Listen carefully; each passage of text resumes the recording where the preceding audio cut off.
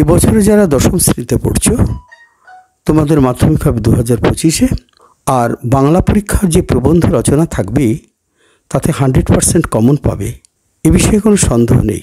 কম বেশি 400 শব্দের সেটা লিখতে হবে। এবার দেখা যাক বাংলা প্রশ্নপত্রে কী লেখা থাকে। দেখবে লেখা আছে 11 দাগে থাকবে কম বেশি 400 শব্দে যে কোনো একটি বিষয় অবলম্বনে প্রবন্ধ রচনা করো। 10 মার্কস থাকবে। 11.1 একটা থাকবে, 11.2-তে একটা থাকবে, 11.3-তে একটা থাকবে, 11.4-এ একটা থাকবে। এই 4টি বিষয়ের যে কোনো একটি বিষয়, সে বিষয়ে তুমি লিখবে। এবং এবছরের খুব বেশি ইম্পর্টেন্ট যে সাজেশনটা সেটা দেখে নাও, পরিবেশ ও মানুষ, এটা সবচেয়ে মোস্ট ইম্পর্টেন্ট। তারপরে দেখো বর্তমান যুগ ও কুসংস্কার, তারপরে দেখো খেলাধুলা ও ছাত্র সমাজ, বাংলার ঋতুবৈচিত্র্য, বাংলার উৎসব। এবার আমরা দেখব যে ভালো মার্কস পেতে গেলে কিভাবে পরীক্ষা দিতে হবে।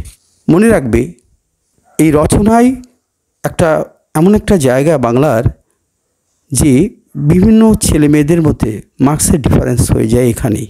কেউ হয়তো দেখা গেল 2-3 পেয়ে গেল, আবার কেউ 6-7 পাচ্ছে, কেউ 10-10-এ 10ই পাবে।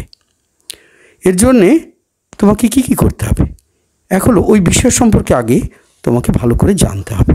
যেমন বললাম পরিবেশ ও মানুষ, এর মধ্যে কি থাকবে? পরিবেশ দূষণ এবং তার প্রতিকার, বিশ্ব উষ্ণায়ন, একটি গাছ একটি প্রাণ, বন্য প্রাণী সংরক্ষণ বা বৃক্ষরোপণ, এরকম কিছু রচনা তুমি পড়ে নিতে হবে। তাহলে তোমার প্রবন্ধের বেসটা খুব ভালো হয়ে গেল। দ্বিতীয় দেখো বর্তমান যুগ ও কুসংস্কার, তার অর্থাৎ বিজ্ঞান ও কুসংস্কার তুমি পড়ে নাও। তারপর বাংলার উৎসব সম্পর্কে লিখবে, তার জন্য তোমাকে পড়ে নিতে হবে বাংলার ঋতুবৈচিত্র্য, খেলাধুলা, ছাত্র সমাজ, এগুলি সম্পর্কে পড়ে নেবে। এবার বেশি নাম্বার পাওয়ার জন্য বা ভালো রচনা লেখার জন্য কতগুলি টিপস আমি দিচ্ছি। এই টিপসগুলি ভালো করে দেখে নেবে। দেখো, এক হলো তুমি শুধু তথ্য পরিবেশন করলে সেটা একটা দলিল হবে, কিন্তু সার্থক রচনা হবে না। প্রবন্ধ মানে প্রকৃষ্ট রূপে বন্ধন করতে হবে, মনে রাখতে হবে। এই জন্যে রচনাটা হৃদয়গ্রাহী করতে হবে। অর্থাৎ পাঠক, তোমার কাছে রচনার সেই পাঠক হলো সেই এক্সামিনার, তিনি যেন হৃদয়, অর্থাৎ তার হৃদয় ছুঁয়ে যায় এমন কিছু কথাবার্তা এর মধ্যে রাখতে হবে। সাহিত্য রস সমৃদ্ধ হবে। আর শব্দ এবং বাক্য বন্ধনের কৌশল অবলম্বন করতে, তুমি যদি বেশি পড়ো তাহলে দেখবে তোমার মধ্যে এইটা রপ্ত হয়ে গেছে। আর কি করতে হবে?